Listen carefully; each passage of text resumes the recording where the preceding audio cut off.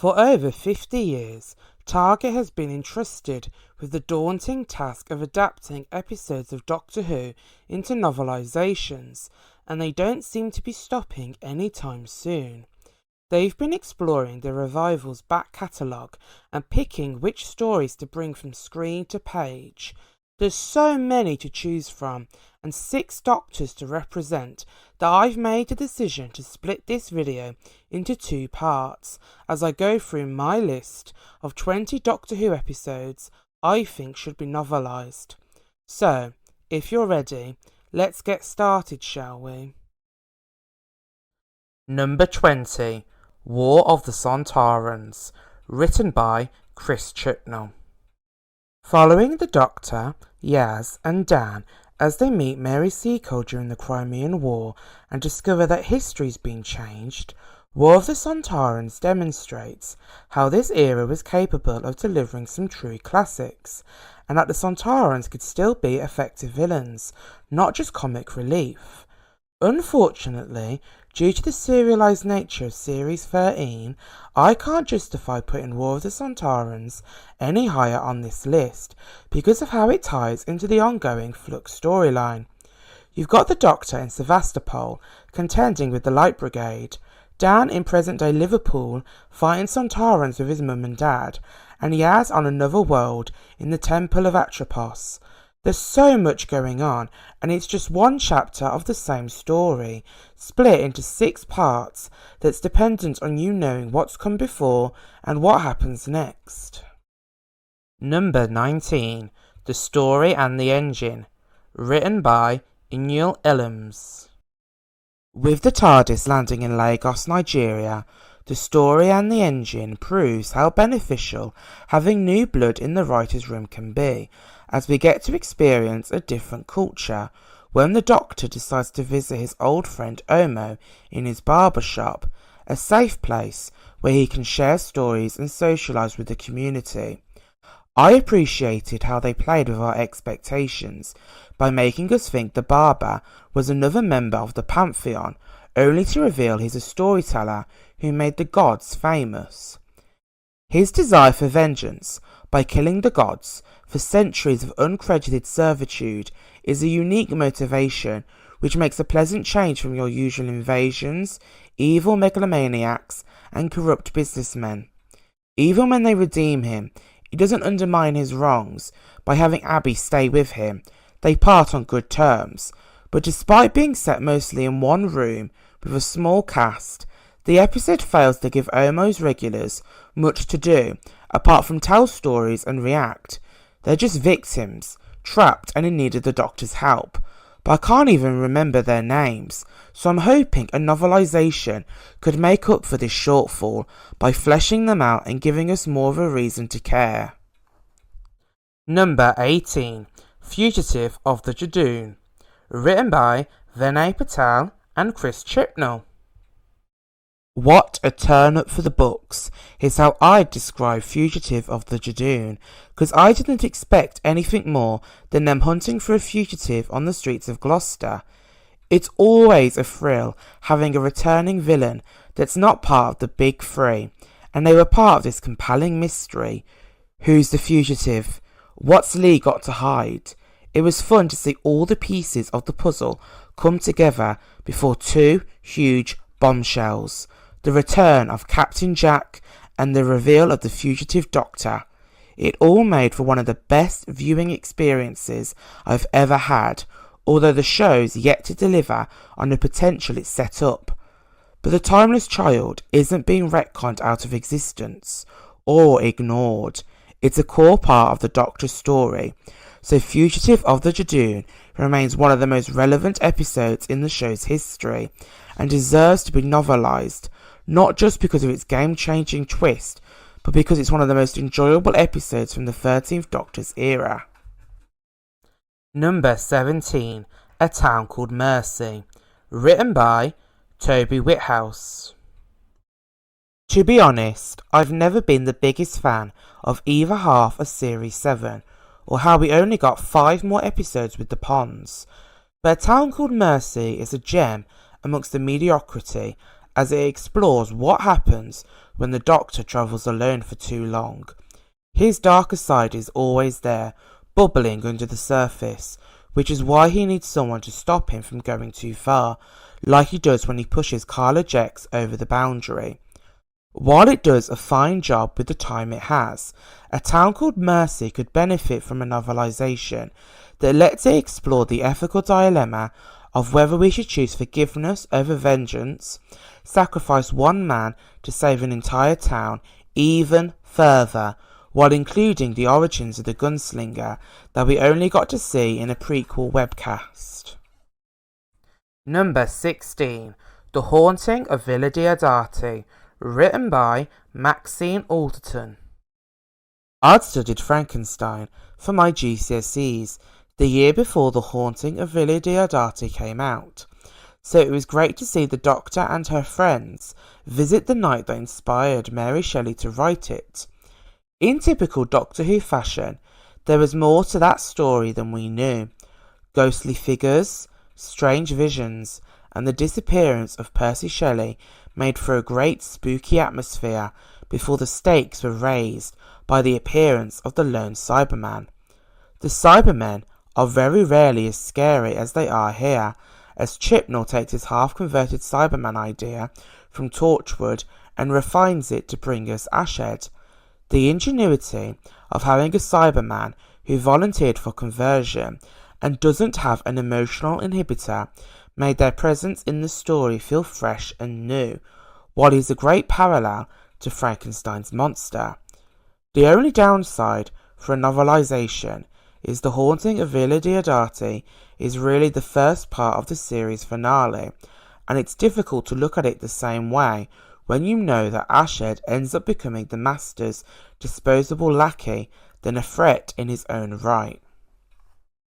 Number 15.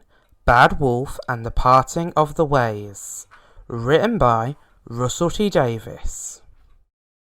Given its significance as the revival's first series finale and regeneration story, I'm surprised Bad Wolf and the Parting of the Ways hasn't had a novelisation yet. It would be a good fit for the collection, as it's narratively and thematically linked to Dalek and The Day of the Doctor, which have already been published. Now, I don't know about you, but I would love to learn more about the games and their deadly twists. We only got to see 3 of them, The Weakest Link, What Not to Wear, and Big Brother, because those were the ones the Doctor, Rose and Jack were in. But it's such a great concept the writer can have a lot of fun with. They can also use what we know now to give us a new perspective on the story. Back in 2005, we knew next to nothing about the Time War, only that the Doctor had destroyed both the Time Lords and the Daleks to end it. Now we're aware that there was a secret incarnation between 8 and 9 the Doctor refused to acknowledge because he used the moment. The Doctor is deliberately given a similar choice here, where he can use the Delta Wave to stop the Daleks at the cost of wiping out all life on Earth. It's a full circle moment that shows how much the Doctor has grown, and it'd be lovely to see some callbacks to John Hurt's incarnation, who was retconned into being the Doctor who fought in the Time War. Enjoying the video? Why not like and subscribe so you don't miss out on the next one. Number 14. Rosa, written by Mallory Blackman and Chris Chibnall. Racial segregation is a shameful and disgusting part of human history, which makes anyone with a conscience sick to their stomach, and that's what would make Rosa such a tough read. It's a raw depiction of the events that led up to the Montgomery bus boycott, of the racism people experienced then and now. People might call it woke, but Rosa was such an important story to tell, as history's there to be learnt from, and Doctor Who's a great platform to teach it, so having its own target novelisation is a must. What I love about the Chibnall era the most is how it handles its historical episodes, and Rosa is a strong first attempt, although it feels like they weren't confident enough to make it a pure historical. Given how antagonistic the people in Montgomery were to Rosa, the Doctor and her friends, Krasko's presence seemed obligatory, as the episode didn't really need a racist from the future trying to change history, and would have been better off without him. I would love for the novelisation to somewhat fix this part of the narrative by keeping the focus more on Rosa and the struggles she and other marginalised groups faced in 1950s Alabama, rather than Krasko's plan. Number 13. Vincent and the Doctor, written by Richard Curtis. Being only 7 at the time, I couldn't truly appreciate Vincent and the Doctor for what it was until I was older and realised it had planted the seed for my understanding of mental health. Now I can look back and recognise it as the masterpiece it is. It's less about the invisible monster and more about Vincent as a person, the struggles he went through, and how he took that pain and transformed it into magnificent works of art that transcend time itself. I can now relate to it through my personal experiences and understand the importance of feeling seen, that you're not alone. Richard Curtis manages to avoid trivializing mental health or suggesting there's a magic cure. He confronts the harsh reality that people have good days and bad days, and that's where the Doctor, Amy, and therefore us can make a difference. Paintings aren't really an interest of mine, but I've always felt a connection to Vincent van Gogh thanks to this episode. That talented artist no one appreciated or understood until after he died. It would be an absolute crime if Target never novelised this story. It's too important to ignore, even if it'd be a proper tearjerker, but we'll have to wait and see what happens. Number 12. Boom, written by Stephen Moffat. Gas mask zombies, clockwork droids, weeping angels. What have they all got in common? They all came from the darkest depths of Stephen Moffat's imagination to terrify a generation of children. So, after 7 years away, what kind of nightmare fuel would he concoct next? Well, he had the Doctor standing on a landmine for 45 minutes, which doesn't sound like the most compelling idea in the world, but Moffat works his magic to deliver a truly tense experience. It just proves you don't always need the highest budget or fanciest effects. Sometimes all you need is a great concept and execution. This was the first time we'd seen 15 tackled by another writer, and it shows as Shooty gets to demonstrate his acting chops without being able to move a muscle. I'll never understand why Boom wasn't initially chosen to be released with the first batch of Season 1 novelisations. Historically, Moffat's episodes have always been surefire hits, especially in Rusty Davis's first era, so you'd think it would have been a smart call to prioritise Boom. Nevertheless, there's still time. Realistically, Doctor Who will be taking a break next year, regardless of the Disney deal, so the hiatus will be the perfect opportunity for Target to fill the gaps in the 15th Doctor's adventures, and Boom should be first in line. Number 11. Blink, written by Stephen Moffat. While you would struggle to find any group of fans who were as unanimous as the ones from Lux's Trap, Blink has its reputation for a reason.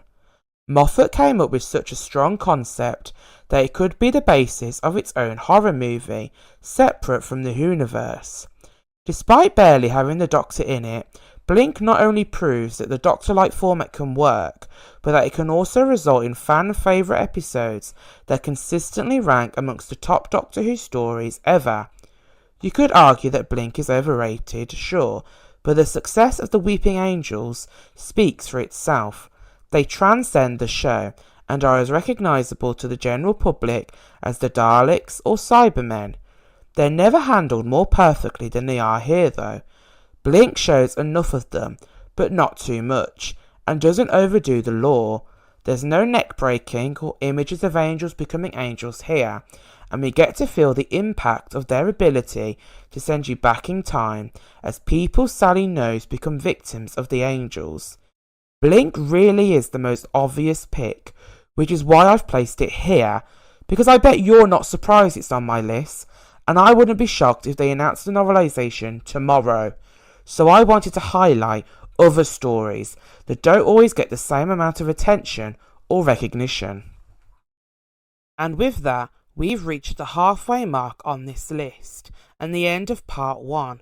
Development on this video took a bit longer than I anticipated, and there's been a lot of behind the scenes changes, so I'm not sure how long it will be until the next one. However, one of my initial picks, The Impossible Planet and the Satan Pit, recently got its novelisation announced, so I thought it'd be best to get what I'd already done out there before the whole list becomes outdated. But while you're waiting, why not discuss in the comments which episodes you want to get novelised, and see if any of you can guess which stories I'll list in part 2. If you'd like to support my channel, check out my Patreon or Ko-fi page. Links are in the description below. Until next time, goodbye.